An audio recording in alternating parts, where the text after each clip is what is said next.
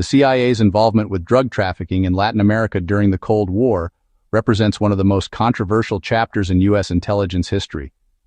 While the agency didn't literally create the cartels, declassified documents reveal it facilitated and protected drug traffickers when they served anti-communist objectives. The most extensively documented case centers on Nicaragua in the 1980s. The Reagan administration supported Contra rebels fighting the leftist Sandinista government, and some Contra factions financed their operations through cocaine trafficking into the United States. Senator John Kerry's 1988 Senate Foreign Relations Committee investigation found that the CIA had information about Contra involvement in drug trafficking, but continued providing support. The agency blocked DEA investigations, and some individuals connected to the Contras were allowed to operate with impunity.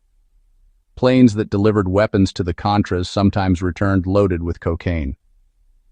The CIA's Inspector General later admitted in a 1998 report that the agency had relationships with dozens of suspected drug traffickers during the Contra operations, and that this information was not properly shared with law enforcement.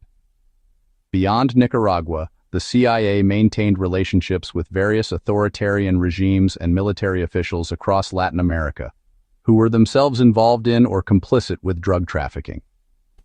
In countries like Honduras, Guatemala, and Panama, anti-communist priorities often trumped concerns about narcotics. Manuel Noriega of Panama is perhaps the most prominent example. The CIA maintained him as an asset for years despite clear evidence of his involvement in cocaine trafficking, only turning against him when his usefulness diminished. While Colombian and Mexican cartels developed primarily through their own criminal enterprise, the CIA's tolerance of drug trafficking by anti-communist allies created a permissive environment. U.S. focus on fighting leftist movements meant reduced attention to emerging trafficking networks during critical growth periods in the 1970s and 1980s. The crack cocaine epidemic that devastated American inner cities in the 1980s was fueled partly by the cocaine flowing through these Contra-connected networks, a connection journalist Gary Webb explored in his controversial Dark Alliance series.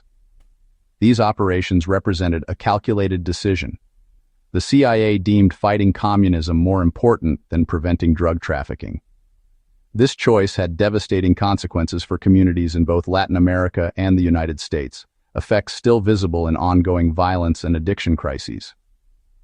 The historical record shows not a conspiracy to build cartels, but rather a willingness to collaborate with criminals and ignore drug trafficking when it conflicted with Cold War objectives. A distinction that matters for accuracy but doesn't diminish the gravity of what occurred.